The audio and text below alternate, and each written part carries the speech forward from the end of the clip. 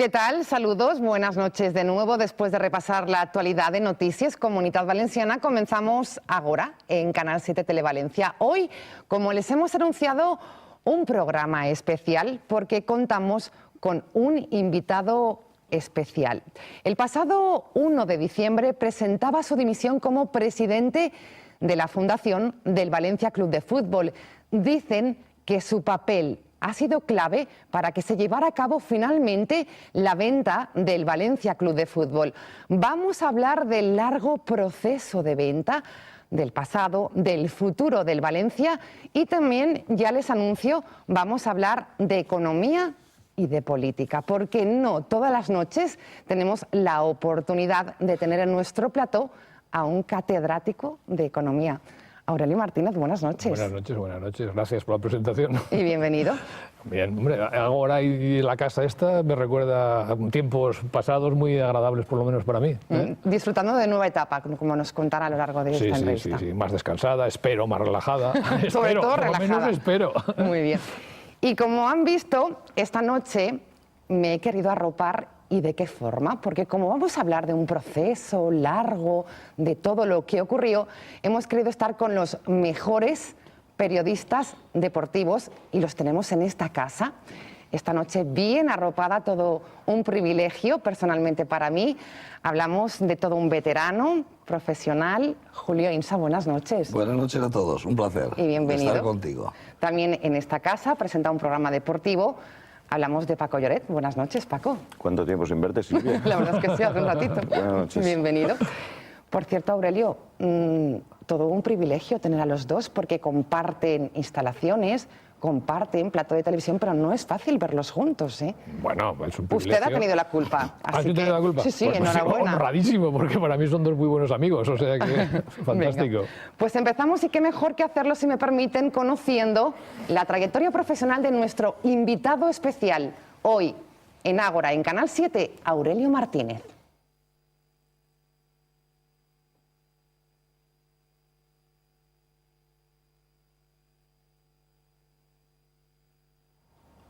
Bueno, pues enseguida repasamos esa trayectoria, pequeño problema técnico que lo resolvemos enseguida. Comenzamos. Aurelio, después del año y medio que ha pasado como presidente de la Fundación del Valencia Club de Fútbol, si le pregunto qué elige entre política y fútbol, ¿con qué se queda? La verdad es que me lo pones difícil, ¿eh? Pero después de las tensiones que he tenido, casi me quedo con la política, no es broma. O sea que sí. Son dos mundos diferentes. No, son distintos, obviamente, y en la política valen otras cosas, pero yo he estado en la parte política más técnica, como si dijéramos, en el área económica, ¿no? Y al final me resulta siempre mucho más fácil discutir de la tasa de crecimiento, de la inflación o del déficit que hablar de sentimientos. Y el Valencia, desgraciadamente, o gracias a Dios, por eso es tan bonito y tan cruel a veces, lo que se discute son sentimientos, ¿no? A veces hay datos también, pero por encima de los datos, por encima de la economía están los sentimientos, la valoración de cada uno, y eso no sabes cómo combatirlo, no sabes qué hacer con eso, ¿no? Porque cada cual tiene los suyos y hay que ser respetuosos con todos. Enseguida abrimos fuego, pero Aurelio, ¿satisfecho realmente con cómo ha sido el final del proceso de venta? Muy brevemente. Lo del final es distinto. Satisfecho no puedo estar porque nosotros entramos con una misión distinta, que era no venderla, que era refinanciarlo, y que el Valencia se quedase dentro de la fundación y devolver un poco a aficionado ese Valencia y y el club, ¿no? Y nos fijamos en un modelo y lo expusimos y nos hubiera gustado eso, pero a lo largo del camino pasaron muchas cosas, desgraciadamente, desde la anulación del aval hasta, mil cosas que no merece, a lo mejor me preguntarán seguro sobre esto, vamos a dejarlo después.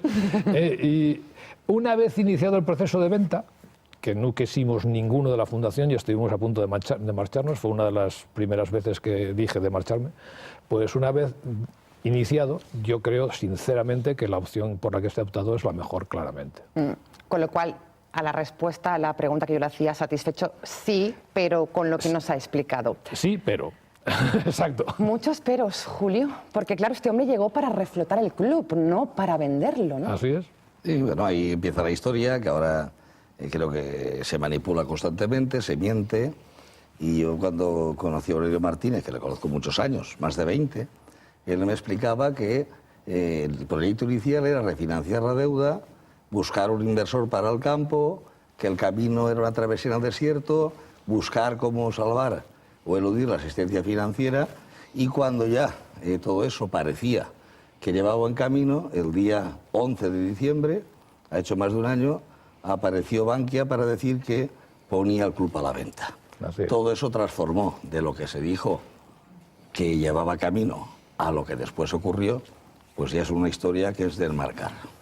Bueno, de todas maneras, de lo que yo afirme o no, el señor Aurelio Martínez tiene perfectamente derecho y el señor Lloret a replicar si entienden que cualquier opinión o dato que se dé no es el correcto. De momento todo correcto, en este Aurelio. caso es una secuencia temporal, es fácil de identificar. Lo único, para mí, yo creo que empezamos a detectar que Bankia estaba poco ya por la labor, sinceramente.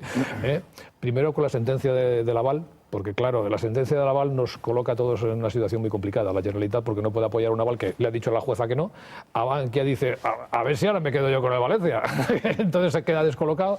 Yo creo que Bankia empieza a buscar soluciones alternativas, nos lleva delantera en meses, y a partir de septiembre-octubre empieza a fraguar la posibilidad del plan B, que es lo que aparece y dice públicamente en diciembre.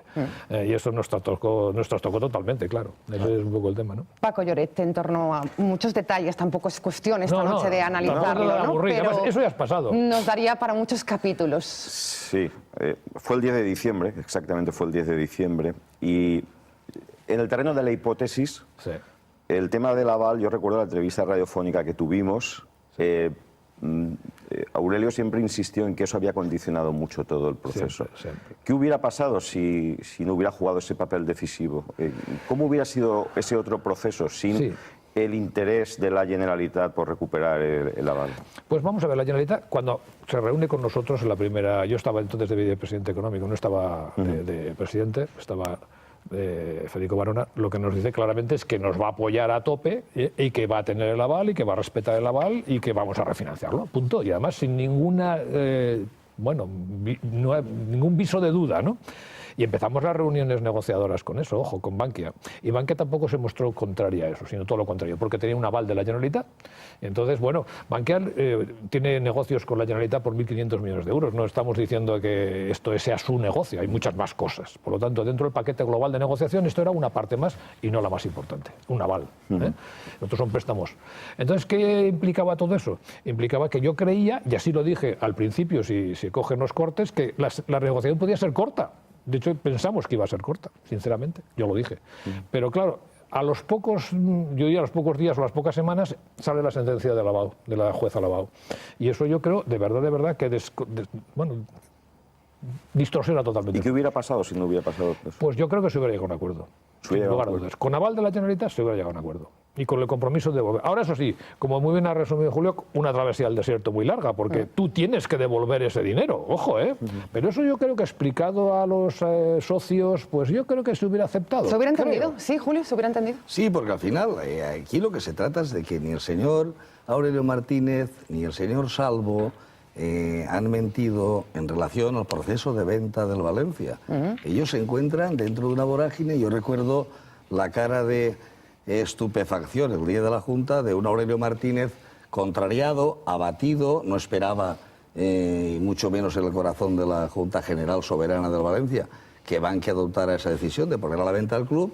Y a partir de ahí, no sé si el señor Aurelio Martínez me contestará, supongo que sí, muy francamente, ahora que ha pasado, pues se le pasó por la cabeza dimitir, marcharse, decir que bueno, ¿para qué ustedes han contado con nosotros si al final ponen ustedes el club a la venta? Nosotros no somos partidarios de vender. El Valencia se vende porque se obliga a un proceso de venta, no porque el señor Aurelio Martínez, ni el señor Salvo, ni el señor Salvador Martínez, ni el señor Manolo Peris, ni los miembros del Consejo, ni de la Fundación estuvieran a favor de vender el Valencia. Estuvo a punto de tirar la toalla. No, yo presenté la dimisión 2 veces, y además por escrito. Y no se la admitieron. Yo recuerdo que te mandé, Aurelio, con cariño un WhatsApp. No un WhatsApp, no, perdona, una epístola. Claro. Una epístola de unas 150 líneas. ¿Por qué? No, pero ¿por qué? Pero eso era muy lógico. Yo incluso había dicho que si se vendía el club me iba. Lo había dicho públicamente. Por lo tanto, pues entonces tenía que ser consecuente. Entonces nos reunimos y empezamos desde la propia Generalitat, que me llamó y dice, no seas loco, ahora no, esto es una situación muy complicada, tienes que continuar, etcétera, etcétera, hasta los propios compañeros de la Fundación, y dicho, pero es que yo he asumido un cierto compromiso. Entonces, de alguna forma, Pues entre todos pues me convencieron, porque desgraciadamente a lo mejor me cuesta mucho decir que no. Dicen, si tú te vas ahora, nos vamos a marchar un montón de personas adicionales porque no queremos estar aquí. Con lo cual incrementamos todavía la situación. Claro, generamos una situación para el Valencia que la va a llevar a donde quiera Bankia. Y como aparentemente en ese momento se pensaba que no era una solución satisfactoria para el Valencia, pues entre todos asumimos continuar, pero ya en un escenario totalmente distinto y tragándote lo que tú habías dicho anteriormente, cosa que me fastidió bastante. Esto quiere decir, Aurelio, que el proceso no ha sido único y homogéneo, que ha habido varios procesos dentro del proceso, ha habido varios ciclos. Sí, claro. Lo digo porque a veces la gente no acaba de entender y no acaba de interpretar correctamente las variaciones que se han producido. Tú mismo has dicho palabras pronunciadas por mí, luego quedaron en fuera de juego. Me las tuve que tragar, claro, sinceramente, y claro, luego pues ahora te dicen, es que claro, tú dijiste, pues sí, es verdad que lo dije, y me hubiera ido a gustísimo, que quede claro, en ese momento. Y es más, lo presenté por escrito. Lo que pasa es que, claro, te empiezan a presionar y dicen, hombre, es que no es el momento adecuado, es un marrón tremendo, porque al final, fíjate, no quiero echar culpas a nadie, porque esto, las dos entidades que tenían el marrón encima de la mesa era la Generalitat, en primer lugar, que tenía la Aval, y Bankia, que a ver cómo resolvía el tema. La Fundación lo tenía, pero la Fundación, simplemente cogiendo en dación en pago las acciones, se liberaba totalmente, no tenía más responsabilidad. Y al final el marrón, ¿que se lo ha tragado? La gente de la Fundación. Fundamentalmente. Bueno, la Fundación entendiendo en sentido amplio, porque al final el Valencia no es club de fútbol, pero el Consejo de Administración no es fundación, pero nace de la Fundación. Amadeo y las personas que se van son nombradas por la Fundación. El marrón de todo el proceso de venta se lo ha tenido que tragar un equipo que no sale nombrado para eso. Y los que tenían el marrón, que eran la Generalitat y Bankia, pues... Es decir, que si preguntamos... ¿Sí? ¿Sí o no? Por situar un poquito a la audiencia en este tema, hay que decir que ese aval, señor Martínez, ese aval quedó a entender que se ejecuta en la ampliación de capital del 2009, que no tiene nada que ver la fundación que preside Aurelio Martínez con los personajes, yo diría, siniestros que ocupaban aquella fundación, no tiene nada que ver, que la sentencia de la magistrada Lavao, de memoria lo digo, dice que aquel aval no era válido, entre otras cosas. Una, porque no cumplía las normas europeas. Dos, porque servía para favorecer un poder de dinero público que controlaba la sociedad y digamos que el minorista no estaba representado. Es decir, ellos utilizaron aquel aval para mandar durante 5 años el Valencia Club de Fútbol. Cuando llegan estos señores, tienen la refinanciación, tienen eludir con el señor Blasco la asistencia financiera y tienen 3 inversores para el campo, que lo dice Amadeo Salvo y dice que en la feria de Barcelona, uno de ellos es Arena Grupo, el otro de ellos es ISG y otra empresa que se sumó al combate. Y cuando ya se dan cuenta que tienen eso, es cuando Bankia dice, clac, no jugamos. Lo que produce el estado de nervios de Aurelio Martínez, un hombre dialogante, conversador, con un currículum impresionante, una personalidad en este país, y llega el de la gomina, que es Amadeo Salvo, que se pensaban que estaba sujetito al rol burgués, y lo rompe todo. Sí, Aurelio. Se acabó lo que se... ¿Puntualizamos algo de lo que ha dicho Julio? Contado a su manera, lógicamente. Es que hay que entenderlo a su manera, si no, no está claro, ¿no? Claro, hombre. La secuencia fue más o menos así, pero bueno, puesto con una dosis de sal y pimienta, que es lo que le gusta, sobre todo la pimienta, que le gusta a Julio, ¿no? Señor Martínez, ¿los hechos son así? Los hechos son así. Fueron así. De todos modos, ¿no crees que se ha generado excesiva crispación y que eso ha generado una división interna? A mí me da pena eso. Sí, a mí me da mucha pena porque yo intento, en la medida de lo posible, nunca me he referido a una persona ni a un medio de comunicación de manera agresiva, nunca. Lo que sí que he dicho es que las cosas que me parecían mal las he denunciado como yo las veo, las he explicado, pero no he insultado. No me gusta, creo que son procedimientos que hay que desechar de esta sociedad, porque eso no es bueno, genera crispación y no es bueno, ¿no? Otra cosa es que cuando no te queda más remedio tienes que defenderte, que es un tema distinto, esto es un tema distinto, ¿no? Pero, joder, yo he visto demasiada agresividad en muchos posicionamientos y sobre todo mucha... No sé si... No me gusta utilizar esta palabra, ¿manipulación? ¿no? Manipulación, no me gusta, pero sí que la ha habido. Yo diría que sí. Ha habido un momento, cuando te preguntaba, Silvia, al principio, respecto a... no estoy satisfecho de cómo ha acabado esta historia. ¿Es verdad? Evidentemente. Ha habido un momento que decíamos, o habéis pensado, esto hay que acabarlo porque ya no se puede dilatar más, porque es perjudicial para... Más vale acabar como sea que tener que empezar otra vez de cero? No, como sea, no, había opciones que eran buenas, opciones que eran buenas, ojo. Pero sí que había que terminar, porque claro, fíjate, llevábamos un año de negociación, al final, un año, con pegas, una detrás de otra, constantes y sistemáticas, ¿no? Y eso estaba perjudicando al Valencia, no se podían hacer inversiones que las que había que hacer, no había que hacer fichajes, el Valencia no tenía crédito, porque además Bankia se lo estaba renovando los créditos mes a mes. Fijaros la situación que implica una empresa como el Valencia, que le están renovando el crédito mes a mes, no tenía capacidad para hacer nada. Entonces, claro, había que terminar y dar estabilidad al club, había que darle estabilidad al club.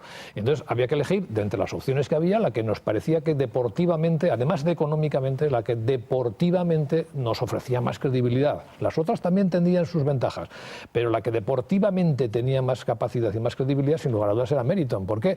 Tenía fichajes, tenía jugadores, iba a poner una capitalización deportiva fundamental, porque hay que recordar que el Valencia a lo largo de estos años se ha descapitalizado deportivamente. Hemos vendido todo lo que teníamos. Lo hemos ido vendiendo poco a poco. Ha sido moneda de pago los jugadores. Claro, para pagar intereses. Y entonces, ahora, si tú quieres que el Valencia vuelva a recuperar una posición sensata y que pelee por lo que tiene que pelear y por lo que todos los valencianistas queremos, tienes que poner dinero, porque si no, hablemos no vas de estas a pelear. Ofertas, ya que Venga. lo ha sacado Aurelio. Hablemos. ¿Era la de Peter Lim la mejor, Aurelio? Vamos a ver, no lo digo yo. Pues vamos a hacer, porque al final yo soy un poco la voz de la Fundación. Lo dicen las 4 personas que se sentaron en la mesa negociadora, los 2 informes que hicieron, sobre todo el Pricewaterhouse, que es el informe de asesoramiento, lo dice el Protectorado, lo dicen los 22 patrones, los 19 o los 22, según el momento, que representaban a intereses muy distintos, como puede ser el Ayuntamiento, la Generalitat, la Diputación, la Cámara de Comercio, no sé qué, y otros a título personal. Como he dicho, lo dice el Protectorado, el Consejo Superior de Deportes, la Liga Profesional, o sea, dicen que es un buen acuerdo. ¿También lo vio así? Yo así lo vi y por eso lo defendí. Usted, señor Martínez, don Aurelio, usted vio las ofertas en ese fantasmagórico proceso teatral de junta gestora que estoy pacífico. Después hay que decir que está en el programa nuestro, en DJI a las 10, ya le recogeré. Pero en ese numerito donde primero Valencia y Fundación tenían un voto, el presidente del Valencia jamás fue invitado. Salvador Martínez observó y sabía, hoy consejero del Valencia, por cierto, bueno, consejero de la del Fundación, Consejo Asesor, de la Fundación, que fue el representante del club, digamos, en el proceso de... Sí. Se modificaron 3 veces los papelitos, 3 veces. Luego los rusos eran la mejor oferta. Luego eran los árabes también, que venían con un avión de oro y tal. Entonces yo quiero, si se me permite, la directora, que mi equipo, que ha trabajado formidablemente, representado aquí por María Caballero y Dani Meroño, con todos los demás, que me aporten unos datos que yo utilizaré, si es preciso, en este coloquio, pero con el señor Martínez, para ver si el señor Martínez dice la verdad, que yo creo que sí. No tengo por qué no decirla. Bueno, estarán reflejadas las ofertas que se hicieron públicas en nuestro programa y que yo creo que ha habido una persecución a muerte en el sentido deportivo por intereses contra el presidente del Valencia y contra Aurelio Martínez. Pero los papeles no mienten. Una cosa ¿Lo es ha la sentido opinión. así, esa persecución, Bueno, Aurelio? sí que ha habido acoso en algunas fórmulas, sí, ¿no? Eso es cierto, ¿no? Pero bueno, yo creo que... ¿podéis pasar el material? Sí, pasa. Por aquí. Pasa, déjamelo aquí. Pero me imagino... Pero Julio, ¿esto qué es exactamente? No las leeremos todas, Años ¿no? de trabajo, hay que trabajar para poder opinar. Cuidado con la mesa, que está un poco así, a ver si se nos va a romper, ver si Julio. rompemos la mesa. Para poder demostrar las cosas. No. Entonces, a medida que Vale, toda esa documentación todos son papeles firmados, documentados Sí. sobre las ofertas o las mentiras de las ofertas. Bueno, ya. ¿me dejas Aurelio, una cosa? contestas María. después de la publicidad, porque lo siento, tenemos que irnos con todos estos. Oye, ¿los puedo revisar un poquito? A ver. Si puedes- Vale, no, Aurelio nos contesta enseguida, pero tenemos que irnos a publicidad. No se vayan, programa especial hoy en Canal 7 Televalencia con la presencia del expresidente ya de la Fundación del Valencia, Aurelio Martínez. Hasta ahora mismo, no se vayan. Entramos en la segunda parte del programa, hoy especial en Ágora, con la presencia del expresidente de la Fundación del Valencia, Aurelio Martínez. Yo me y traigo arropados. Silvia una carpeta, pero Sí. no la voy a sacar. Ah. La documentación. Vale. Decía Paco, yo también lo que tengo me lo quedo para Sí, y Sí. Julio con toda su documentación. Bueno, Paco, Claro. por ahí a lo No, mejor tienes... si lo llevas a ver, me lo traigo todo y a todo el equipo y hacemos aquí Sí. la ola. Sí, pues yo creo que para un debate con el presidente de la Eso, Fundación tienes que haber traído el armamento. Aurelio lo Por si conozco. os engaña. Es que Aurelio lo conozco más de 30 años, Julio, y nos conocemos muy bien y hemos hablado mucho. Contesta Aurelio, ¿os parece? A ver, vamos a... Sí, no, él sabe, mira, en este tema... Le habíamos preguntado si era la mejor oferta. Sí, pero por ejemplo, es decir, yo recuerdo que a Aurelio no le gustó los derroteros que tomó el tema del proceso de venta allá por la Navidad de hace un año. Recuerdo que estuviste ausente de la asamblea de Mestalla, que te sentiste atacado y viste demasiada crispación. Exacto, es decir, pero hablamos de diciembre, no hablamos de la parte final, lo digo para que todo quede muy claro y en su contexto adecuado. Pero bueno, por supuesto. Pero ¿qué contexto? En el contexto adecuado, que no es lo mismo el proceso en el mes de diciembre que el proceso en la primavera. Hombre, claro. Pues sobre todo cuando el 15 de enero el señor Aurelio Martínez con el señor Salvo, Luis Vicente Dovens y alguien más va a las oficinas centrales de la CIA, de Bankia, y abren un proceso, después de estar esperando 7 horas en un hotel, Amadeo Salvo y Peter Lim, y el señor Aurelio Martínez, al que tú conoces 30 años, está en Valencia esperando que le digan a qué hora de coger el AVE para ir a Madrid. Sí, me acuerdo. Y se quedó esperando a que le llamaran. ¿Es cierto, señor? Sí. Eso fue antes del partido Málaga-Valencia, me acuerdo. Lo dejamos contestar. Vamos a ver. Brevedad y concisión. Pues no sé si va a poder. Brevedad y concisión, con lo que estoy viendo, me parece que va a ser difícil. No, pero sobre las ofertas. Yo hice una cosa que me parece que es fundamental, y es delegué la responsabilidad del análisis de las ofertas a una persona que me merecía toda la confianza y que lo elegimos, que es Isidro. Y además le dije una cosa que es también, bueno, forma parte de cómo yo entiendo las cosas. Tú te la sabes, si tienes algo importante me lo dices, pero no me cuentes nada más. ¿Por qué? Porque la única forma de que no haya filtraciones, y yo soy de los que me he enfadado mucho con las filtraciones, es que yo no sepa nada, y que cada cual, bueno, pues tenga sus responsabilidades sobre las áreas. Entonces, yo no conozco las ofertas, fíjate, que es curioso. No las conozco. Conozco las que llegaron al patronato. Tienes tú más información que yo, pero lo cual es normal, porque tú, en fin, pues lógicamente, como medio de comunicación has intentado buscarlo todo y arañarlo todo. Yo, bueno, estaba Isidro sí que las tenía y para mí era una persona de absoluta confianza. Por ejemplo, yo Alvarado no la conocía, no la he visto. ¿Qué personaje Alvarado? Curioso, ¿verdad? No la conocía. El de los árabes, yo lo que vi, pero porque fui a ver una documentación en la notaría y había un libro allí, simplemente, que era dentro de la documentación, que era el libro que habían presentado para el estadio, que era una presentación fantástica, por cierto.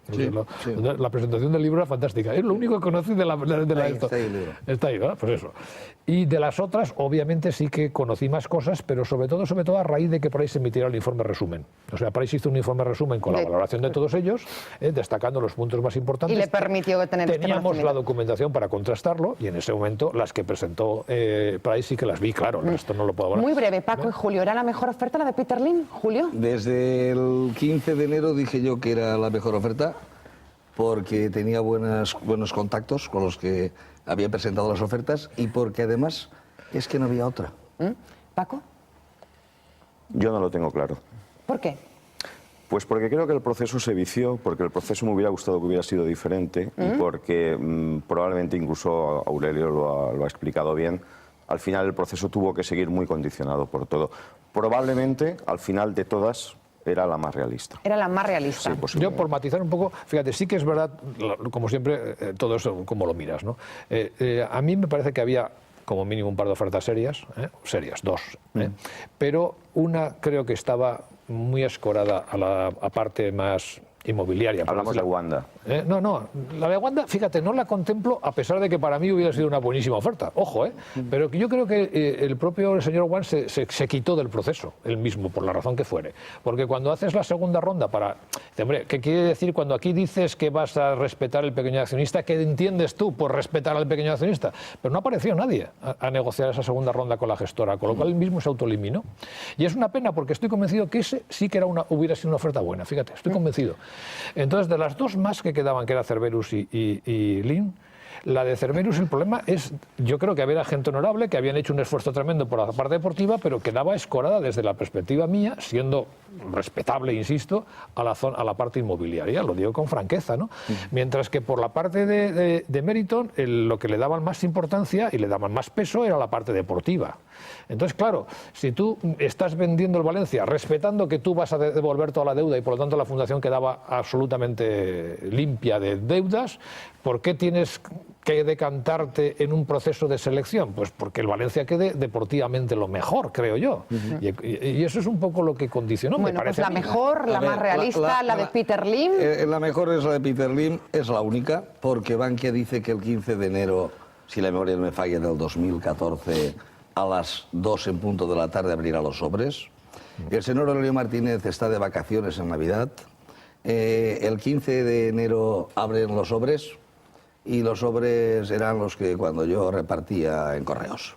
Ahí no había ninguna oferta. Después, y de acuerdo con Bankia, sale Cerberus. Después del 15 de enero. El 15 de enero la oferta es la de Peter Lim. Peter Lim, está claro. A partir de ahí se inicia una serie de descalificaciones, de defensa de ofertas rusas, de ofertas árabes, que el propio sultán, implicado en el tema, desmiente. El señor Martínez, el señor Salvo, son sometidos a todo tipo de presiones. Aurelio, Salvo, suelta las llaves, pero no pasa nada. Esto son opiniones. Por ejemplo, mira, oferta rusa. Bueno. Oferta rusa, la famosa oferta rusa de los rusos que van al señor Martínez a decir que dan más que Peter Lim a la fundación. Ya, pero bueno. En concreto, cientos de millones. Después en el programa yo lo ensello. Vale, simplemente, porque si enseñamos todos los papeles no acabamos. No, si solo voy a enseñar uno. No, hombre, claro. Aquí jiji, jaja. Aquí ha habido mucho lío. Yo le quiero decir al señor Aurelio Martínez que me explique si los datos que obran en mi poder son ciertos o no. Si esta oferta rusa de Zolotaya es la que se presenta, bien explicada, y después hay un documento y le preguntaré si él conoce al señor Almagro, de KPMG. ¿De KPMG? Sí, sí. Hombre, ajá, yo conozco a los que vinieron a vernos a nosotros cuando pedimos la due diligence. Le conoce usted, es un alto cargo de KPMG. Bien, pues esta oferta rusa manda un documento de que los rusos tienen en el Sberbank 500 millones de euros. Sí, eso es lo que lo firman 3 altos cargos rusos, bueno, presuntamente rusos. Y ese dinero que está el 3 de abril en esa carta que se remite a quien sea, el dinero todavía no está. No ha llegado. Carboni ha dicho que se siente engañado. Sí, Carboni. Lo dijo él. Subirats, ha dicho que se siente engañado. Alfonso Rus ha dicho que le dijeron que tenían 700, que no han puesto ni uno y que asparragar. Por lo tanto, los rusos es un invento. Si vamos más allá... Bueno, esto nos llevaría... Pero contesta Aurelio... A mí me gustaría que este fuera un programa en el que se respetara los tiempos y que todo el mundo tuviéramos la oportunidad de hablar. Claro. Lo estamos teniendo. Julio está enseñando papeles. A ver, Paco, ¿querías añadir algo y le damos paso a Aurelio? Me gustaría que esto fuera un diálogo entre 3 partes. Claro, bueno, pues lo está haciendo de momento. Yo tengo mi programa y luego podría hacer... Tendrá tiempo, Julio, luego para enseñar los papeles es decir, vamos, en su programa. Creo que por el espectador incluso tenemos que hacerlo. A ver, Paco, querías añadir algo. En torno a esto y cerramos, porque yo quiero hablar también de muchas cosas más. Es que aquí el protagonista es el señor Aurelio Rodríguez. El señor le estoy diciendo si este documento del banco ruso Sberbank, firmado el 13 de abril, firmado por 3 grandes de la corporación, que dices que los rusos tienen 500 millones de euros. ¿Se lo quiere usted pasar, señorita Costa? Bueno, yo creo que si acaso no es momento ahora de analizar. No, nos traíamos, Julio, de verdad, vamos a estar toda la noche pasando documentos. Aurelio, Julio, si yo lo sé y entiendo lo que quieres decir, que ha habido mucho ruido y pocas nueces. Mucho ruido y pocas nueces. Es cierto, Aurelio reconoce que sí. No es momento de bailar ahora papeles. Simplemente, a mí lo que me gustaría es que él, por ejemplo, no dudo ni mucho menos de la documentación que aporta, todo lo contrario. Simplemente lo que yo quería preguntarle, porque al final creo que lo que el espectador quiere es que hable el propio protagonista, es, sin tanta obstruendo, sin tanta... ¿Hubiera sido un proceso diferente? ¿Se podría haber hecho de otra manera? Por ejemplo, invirtiendo a lo mejor los plazos, que primero hubiera un acuerdo con el banco y luego se conociera públicamente la política deportiva, la política social. ¿Se podría haber hecho de esa manera? Se podría haber hecho, pero era más complicado. Y te voy a explicar, creo yo, bueno, como yo lo veo, ¿no? Lo más sensato es, dentro de las primeras ofertas que tú tienes encima de la mesa, seleccionar cuál es la que te parece más conveniente para el club y luego decirle, obviamente todo esto pasa para que tú negocies con el banco y llegues a las mejores condiciones. Porque si iniciamos un proceso previo de negociación con el banco, ¿qué implicaría? Que todos ellos hubieran tenido que negociar con el banco y luego, cuando hubieran llegado a un acuerdo con el banco, presentarnos la oferta a nosotros. Eso hubiera sido larguísimo. Si el banco ha durado 6 meses, no quiero ni pensar lo que hubiera supuesto la suma de todas las otras ofertas negociando con Bankia. Lo más razonable parecía, dice, mire usted, desde el punto de vista de la Fundación, a nosotros nos parece que de las ofertas esta es la mejor. Pero ojo, eso es una elección de un posible inversor. Ahora usted tiene que negociar con Bankia y a ver a lo que llegan. Claro, esto es obvio, porque imagínate que hubieran llegado a un acuerdo que fuera desastroso, pues que en vez de la Fundación pagarle 100, le pagamos 50. Pues mire usted, no me interesa ese acuerdo. Bueno, en cualquier caso... ¿no? Sí, y una pregunta, bueno, sí. Por ejemplo, cuando se habla de que Peter Lim varió las condiciones previstas de los puntos que habían acordado en la Fundación, siempre hemos dicho que se varió porque Bankia modificó las condiciones también. A ver, los de la Fundación, estrictamente de la Fundación, no variaron. Lo que son el acuerdo Fundación Meriton no variaron. Están los 100 millones, están los 88, están el pago del aval, están los 6 para la Fundación, está lo que es la Fundación. Lo que pasa es que la Fundación se comprometió razonablemente también a defender los intereses del Valencia Club de Fútbol, que son dos cosas distintas. Pues, por ejemplo, pues intentar respetar al pequeño accionista, intentar capitalizar el equipo, que se terminara el estadio, que se respetase la herencia histórica del Valencia, todas estas cosas. Y esos son los famosos 20 puntos que están ahí en el proceso, que nosotros nos comprometimos a defenderlos. Sí. Entonces, eso nosotros lo intentamos apostar y defender. ¿Se llegó a un acuerdo con eso? Pues eso en el contrato nuestro no está. Luego hablaré de los específicos del Valencia, muy brevemente, y lo siento. Sí. Pero es que esto es muy complicado. Esto es muy complicado, pero sí que les pido brevedad porque se nos acaba el tiempo. El que tienes que hablar eres tú. Sí, pero entonces, eso lo que conseguimos es decirle, mire usted, vale, no quieren que figure en el contrato porque ¿para qué quiere que la herencia cultural esté en un contrato de transacción de una adquisición de acciones? Bueno, pues vale, lo entiendo. Pero entonces vino el señor King, se vino a la Junta, al patronato nuestro, el 31 de julio, y él dijo, mire, yo me voy a comprometer a todas estas cosas que no están en el contrato. Y habló de muchas de esas cosas. Y es más, para que vean que mi compromiso es firme, lo que quiero es que, como está una notaria aquí, que tome nota de mis compromisos y que se adjunte al acta. Claro, me parece bien. Pero no es lo mismo que un contrato. Hombre, no es lo mismo que un contrato. Pero en el mundo donde se mueven estas personas financieros, la palabra es tan importante o no, o más casi que el contrato, porque se juegan su honorabilidad, que es un tema que es fundamental. Se juegan la honorabilidad. Y si una persona de este perfil que negocia contratos mucho mayores y de mucho más calado, incumple, automáticamente esta persona queda desprestigiada, porque dice, mire usted, se comprometió y no lo ha hecho. Entonces, para mí, Aurelio Martínez, y para la Fundación, y para todos los patronos, entendimos que ese compromiso era suficiente. Ese es el tema, ¿no? Lo de Valencia específicamente, que es otra cosa que ha salido, que si la financiación va a ser 200 millones, que si el profit sharing, que si no sé qué y que no sé cuántos, todos esos temas que están ahí.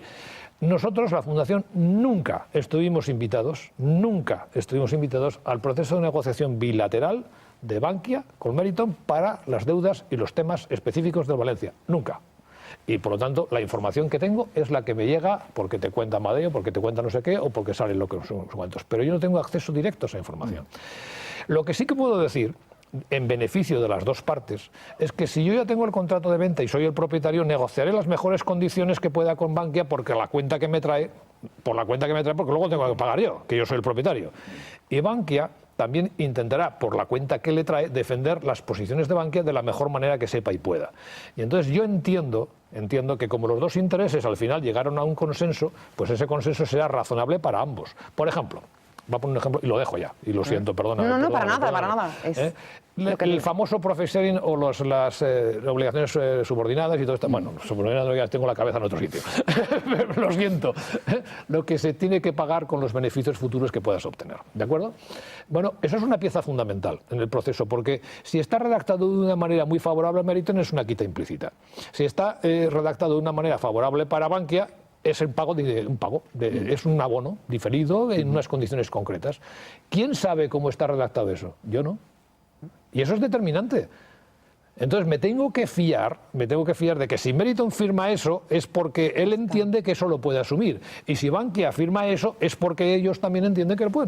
Porque si no lo firmarían, ¿no? Si no lo firmarían. Claro. No, simplemente lo digo porque, sobre todo, Aurelio, lo sabes, en la Junta General Ordinaria y en la Extraordinaria hubo accionistas que con la mejor de las intenciones. Claro. Y con toda la buena fe del mundo. Planteaban estas dos. Claro, nos gustaría saber... Pero yo no lo sé.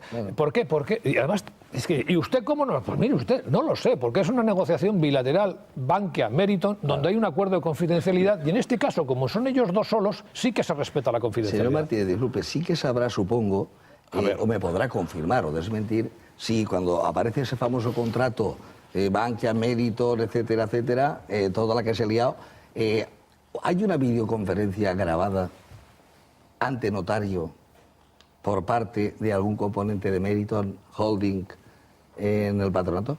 En el patronato lo que hay es lo que salió de Peter Lo del señor Kinghorn. El señor Kinghorn, sí, eso señor está grabado. Kinghorn, Está grabado. El señor Kinghorn, además del contrato que algunos han filtrado... Sí, dijo claro, y se comprometió a cosas. Claro, aquí es que es muy importante, porque después en mi programa iremos. Claro. El señor King Kong, videoconferencia, no sé dónde estaba. En Estaba, no, Singapur. vino a la conferencia. Se le grabó. Sí, se le grabó. Y está grabado. Y lo que no aparece en el contrato... Básicamente está grabado, todos los demás puntos que pedía la Fundación ante la notaria doña Julia Rosselló. Porque él lo pidió, él lo pidió. Ha quedado contestada. Muchas gracias, 4 minutos Martínez. finales para la entrevista. Aurelio, ¿estará terminado el estadio en 2019? Esto preocupa mucho. Nos preocupa a todos, pero yo creo que sí, porque hay un compromiso que está puesto en el contrato, obviamente. Está puesto en el contrato, Lo que pasa no es de que palabra. hay que revisar un montón de cosas. Por ejemplo, el anillo de no sé el qué, las 3.000 plazas VIP, las no sé cuántos de parking, o sea que bien, va a estar Usted ha declarado entretenido. que se quedaría en el Mestalla actual. Yo sí me gustaría. Bueno, eso lo dije hace 15 años ya.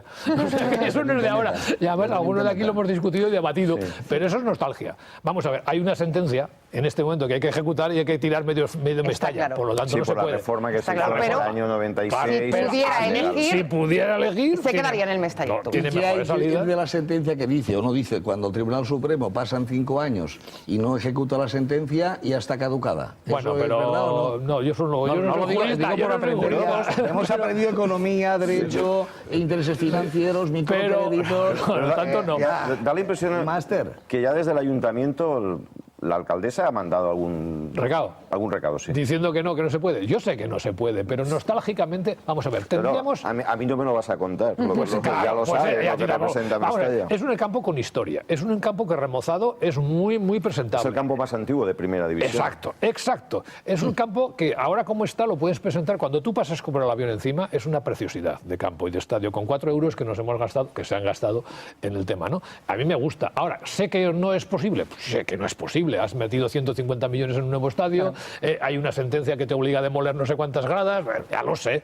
Pero esa es una cosa que ya dijimos hace 15 años en la Fundación, en la Peña Torino. Aquello se hizo muy mal en el 96, 97. Julio, ¿estará acabado el estadio en 2019? Hombre, yo fui a refuerza la que Claro. no construyo, pero yo no tengo otra. Tengo que reconocer que el cambio que se le ha dado a Mestalla es espectacular. Espectacular. Y lo que falta hoy...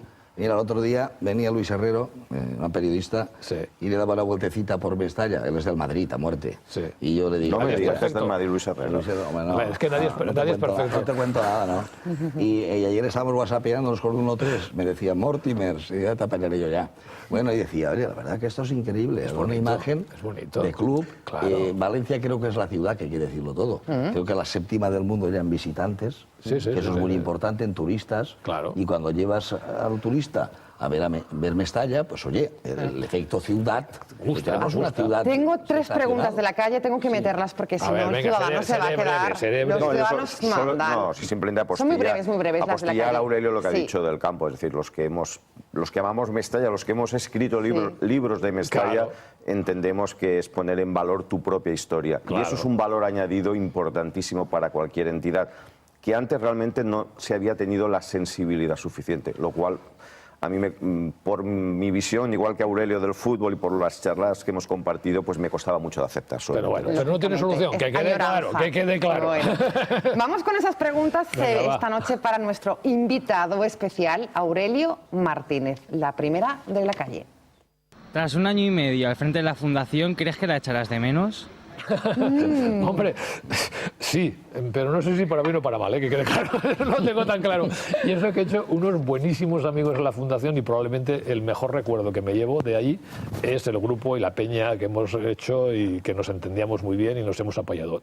Os puedo asegurar que si no llegase por ellos yo no hubiera seguido, pero bueno, hacía muchos meses que me hubiera ido. Es decir, que el 1 de diciembre, sintió alivio, Aurelio. Pues sí.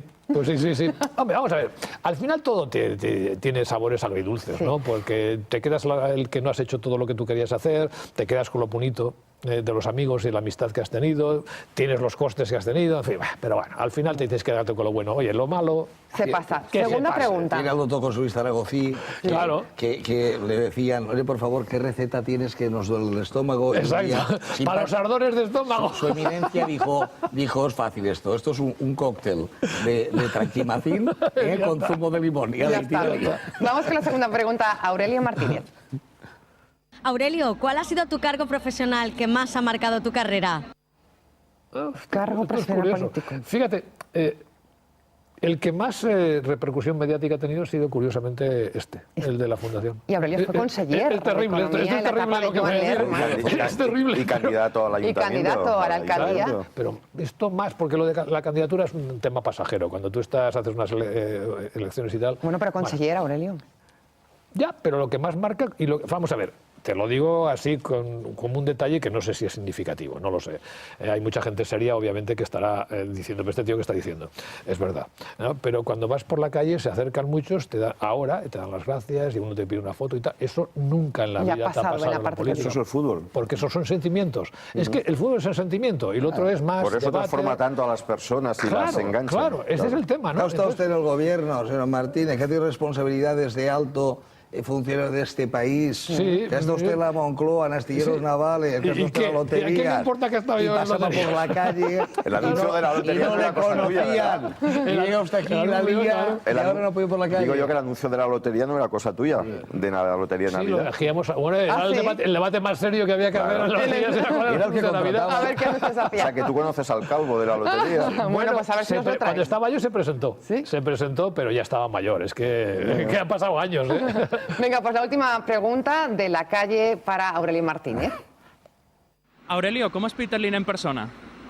Peter Lim en persona. Eso te lo pregunté yo en la radio, Sí, en la primera pues, entrevista que hiciste en radio. Es una persona muy, ¿cómo te diría yo? Tranquila, es cercana, hasta en la forma de vestir y expresarse. Yo creo que es un poquito tímido, tal vez introvertido, da la sensación. Bueno, no he tenido tanta confianza como para hacer una radiografía de la persona, ¿no? Me parece muy honesto en general. Muy honesto, y yo creo que tiene las ideas bastante claras de lo que quiere. Eso sí que... Y es una persona de éxito, claramente. Además, eso se nota en la forma de desenvolverse, ¿no? Tú has recalcado mucho el tema de sus obras sociales. En todos los retratos, cuando se te ha preguntado, todo esto lo hemos preguntado, has insistido mucho en esa vertiente filantrópica, ¿no? Es que, bueno, vamos a ver, puede haber muchas facetas dentro de una persona, ¿eh? Y es legítimo hacer lo que tú quieras con el dinero, faltaría más, ¿no? Pero que una persona que ha tenido éxito, que viene de origen relativamente, bueno, de origen humilde, su padre era pescador, etcétera, etcétera, gana dinero y lo que hace es, a continuación, estar entre los 50 contribuyentes más importantes para obras benéficas durante los últimos 5 años del mundo. Joder, pues, perdón, implica una cierta sensibilidad, no sé si me explico. Sí. Y para mí, que bueno, pues yo eso lo valoro. ¿Qué quieres que te diga? Para mí, si soy sincero, es unas cosas que de los que más me he valorado de esa persona. Aquí en la comunidad, como Peter Lim, hay 200.000. Sí, claro. Claro. Tenemos que hacer obras sociales a mansalva. Que irnos. Paco, Julio, no sé, una última pregunta, algún otro matiz. Yo creo que ha quedado clara todo el proceso. No, sí. Yo le pregunté cómo se imaginaba el Valencia funcionando en el futuro. Sí que hay una cuestión, cuando llegasteis a la Fundación, se habló al principio de democratización y luego de que en algún día, después de la venta, se pudiera recuperar la propiedad. Claro. ¿Eso es factible? Ahora no. Pero hubiera sido factible, claro, si las acciones al final... ¿Se contempla, esa posibilidad de aquí unos años? Hombre, vamos, no sé, eso hay que preguntárselo a Peter Lim, ¿no? Pero yo lo que entiendo es que las personas pasamos y las instituciones quedan, y el Valencia se va a quedar aquí, obviamente. Y Peter Lim se irá. Dentro de X años tendrá su periodo vital y ya veremos qué viene detrás, ¿no? Y si yo entiendo un poco la forma de hacer negocios de estas personas y de estos colectivos, yo diría que ellos tienen como modelo de referencia el modelo inglés, El modelo inglés se basa en, pues a lo mejor un accionista de referencia, pero en cuanto pueden lo sacan a bolsa, porque les gusta la transparencia, la bolsa da transparencia, da credibilidad a muchas cosas. Y si yo tuviera que decir cuál sería el futuro en 5 años o 10, yo pensaría un poco así, que ellos acabarán. Y personalmente lo suscribo todo. Julio, ¿vas a llevar toda esta documentación ahora con...? No, como ahora tenemos la entrevista, bueno, me la va a hacer estudiar. Me la va a hacer estudiar ahora. Acabarás la de Nadal, ¿eh? No, yo le pregunto y si él me dice una cosa que no está en los papeles... Le sacas el papel. Yo, claro, bueno, no me pierdo esta noche. Yo le quiero agradecer, Aurelio Martínez y yo hemos tenido muchas diferencias en el proceso. Yo le dije un día con cariño, digo, todo esto solo ha hecho que retrasar 10 meses del proceso para que al final gane Peter Lim. Y yo creo que la trama consistía en unos intereses inmobiliarios, como está demostrado el tema Neocobar, que eso es para... Bueno, estará en la Fiscalía Anticorrupción, está ya. Y por otra parte yo creo que Aurelio Martínez ha tenido el aguante, el temple, la categoría de, a pesar de querer tirar la toalla, que era lo más fácil porque hay que tenerlos como toca para aguantar tantas críticas y tanta presión, y ha estado sensacional. Bueno. Yo creo que al final ha dicho, gana esta porque es la mejor y el resto de ofertas ahí están. Nos vamos, que si no se retrasa la programación, luego entrarás más tarde, te enfadarás conmigo y luego tenemos que ir. Aurelio, gracias de verdad por haber estado con nosotros esta noche. Me gustaría haber hablado mucho contigo de política, de economía, pero será en otro programa. Aquí no hay tiempo. ¿Vendrás a las tertulias de Ágora para hablar de economía? Alguna vez. Del Valencia no te pienso preguntar más. Tampoco es eso, ¿no? Que el Valencia también es agradable. ¿Sí? A ver si nos aclaramos. En el fondo lo que le gusta es hablar del fútbol, como a casi todos los políticos. Sí. Pregúntale por el tribote. Ahora estamos jugando Gracias, Aurelio. Gracias a vosotros. Nos vemos pronto. Nos vemos. Y también a Paco Lloret y a Julio Isa por haberme arropado esta noche. Os lo agradezco muchísimo. Para que te vas más calentita después de... Sí, la verdad es que sí. Además me han puesto aquí una estufita, estoy hoy la mar de bien. Ah, sí. Oye, sí. qué garantía estar en este plato. Espero estar yo algún día. Entonces estamos en la nave de Siberia, pero no pasa nada, aguantamos bien. Esa estufa te la hemos dejado nosotros. Me la deja Paco. El de Deportes 7 se la hemos dejado porque ella se lo merece. Bueno, Aurelio, gracias de verdad. Buenas noches. Terminamos así nuestro programa especial. Mañana volvemos, como siempre, a partir de las 8 en Noticias Comunitat Valenciana y una tertulia apasionante mañana, política. No se lo pierdan, 4 partidos políticos. Podemos, Partido Popular, PSOE y Ciudadanos serán los protagonistas en Ágora. Hasta mañana. Buenas noches.